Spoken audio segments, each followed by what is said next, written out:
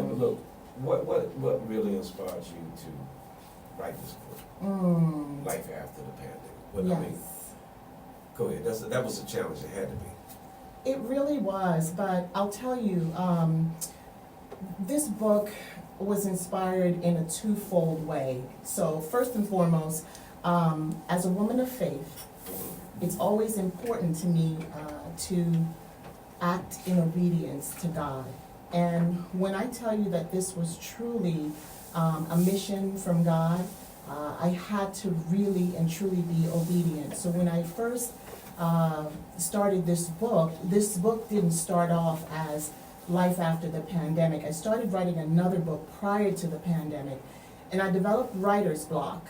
And so I stopped, you know, as artists do. Sometimes you get a block. And one morning, this was fast forward to 2019, pandemic happened, and then 2020 rolled around. One morning, I woke up, not much of a morning person. I always try to drag myself out of bed, unfortunately.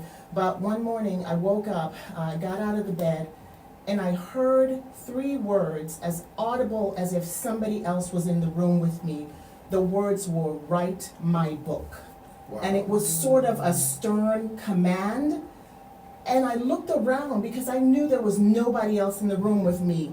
And I was just like, who said that? I heard myself say that in my spirit. But then immediately I knew who said that. Yes. And I kind of felt as if, oh my goodness, I made God mad because I started writing a book before and just left it. So I knew immediately that he was asking me to do something. And if you guys have ever have heard from God, you know when God speaks, he speaks. And you're sitting there asking questions, but I've already told you what I want you to do. Wow. So now it's up to you. And so I thought about it and I said, what are people really needing today? And as a result, this book was born. Wow.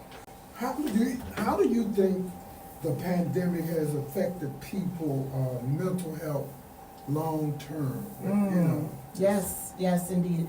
It has had long-term consequences. This pandemic did not discriminate. No, it didn't. All of us were affected by it in some way, shape, or form.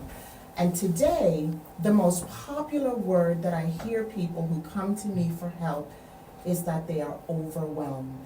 Unfortunately, we live in a very stressed and overwhelmed society. And whether, you know, it is that you are at work, at home, in the media, people just seem so stressed. And when I hear them say that they're overwhelmed, it's oftentimes followed by depression, anxiety, and a whole host of other, you know, issues that people are challenged by. Life After the Pandemic, 7 Tips for Coping in an Uncertain World will help you and others cope with life stressors and uncertainties. It will also inspire you, challenge your thinking, and show you how to develop your personal and mental resilience. Pick up a copy for yourself, a friend, and loved one. The Talk Doctor's new book will make a great holiday gift this year.